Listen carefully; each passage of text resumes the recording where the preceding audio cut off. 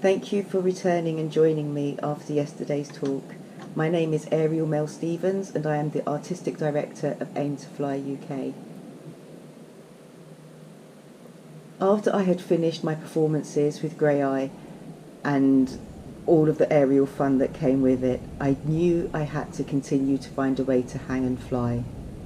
Much to my disappointment, or even to despair, I found that there were no aerial schools in my area that were willing to help me train and learn. I was told I needed to get permission from GPs and specialists before I could participate in such activities because the risk was simply too high.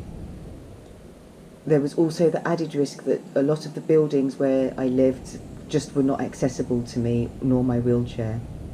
What was I going to do? There was no way this could continue. I begged my GPs to write consent letters, but they all refused and said the risks were just simply too high.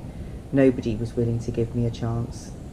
A year later, Lindsay Butcher created an event called PALI, which is the Paralympic Aerial Legacy Intensive, where the bodies who had participated in the year before were invited back to have a go at doing aerial activities without the use of harnesses.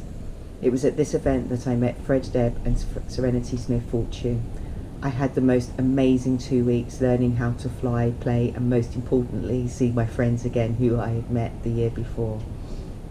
I was absolutely elated. At the end of the 2 weeks, I found myself falling into a very steep, quick depression. I didn't know how I was going to continue with these additional skills that I had learned and these additional freedoms that I had explored, knowing again that there were no studios willing to give me an opportunity to continue. It was at this point that Serenity Smith Fortune offered to come back to the UK and rig me up in a space if I could find a ceiling high enough. At this point I approached what was Greenham Arts and is now 101 Outdoor Arts. I wrote to them and asked them if they had a space where I could hang some aerial equipment and learn how to fly.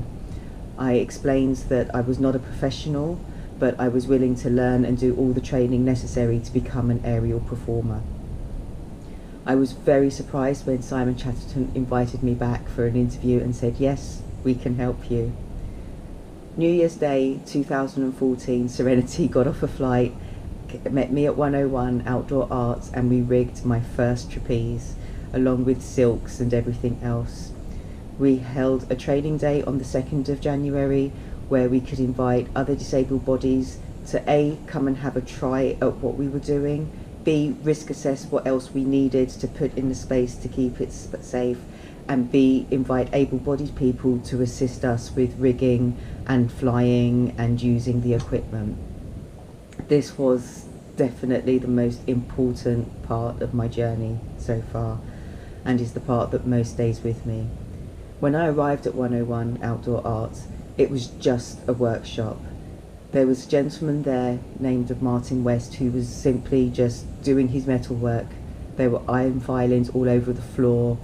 Our kitchen was merely a toilet with a shelf and a kettle, and that was it. It was one space, one room, and the two of us. Every time I needed to use the space, I would need to sweep the iron filings out the way, clear a space so that I didn't cut or hurt myself, and then fly, with the sounds of marting in the background.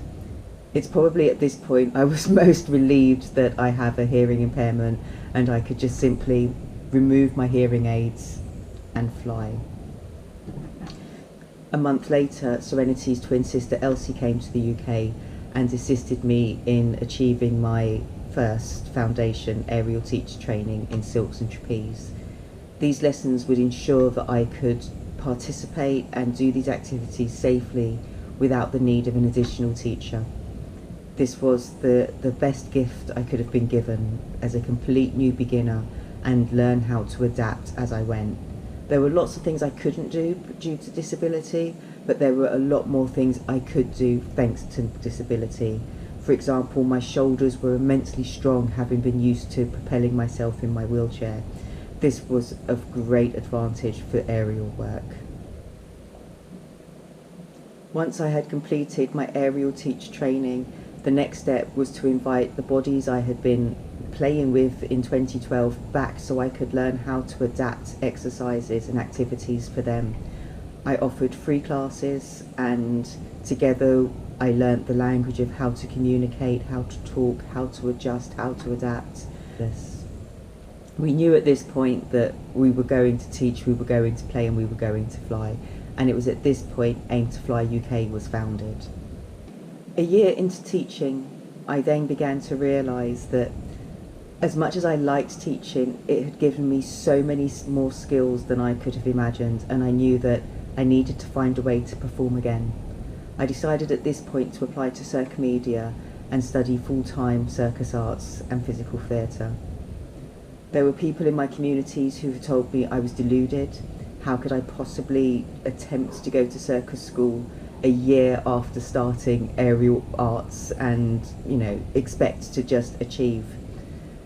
Part of me believed them, but then part of me realised how far I had come, and had I have listened to the no's, I would still be at home in my wheelchair. There was just no way I could allow this to happen.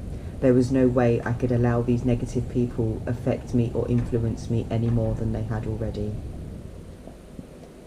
At some point during this year of applying to Cirque Media and practicing what I do in aerials, I found that I had learnt to stand again on 2 feet. It was not something I had aimed for, tried to do, it just came. There was a moment where the decompression of my spine had opened up, I was still pain-free, and I was finding my straight lines and centre of gravity and freedoms were opening up. In 2015, I enrolled full-time at Cirque Media. This was, again, one of the most empowering times of my career and life.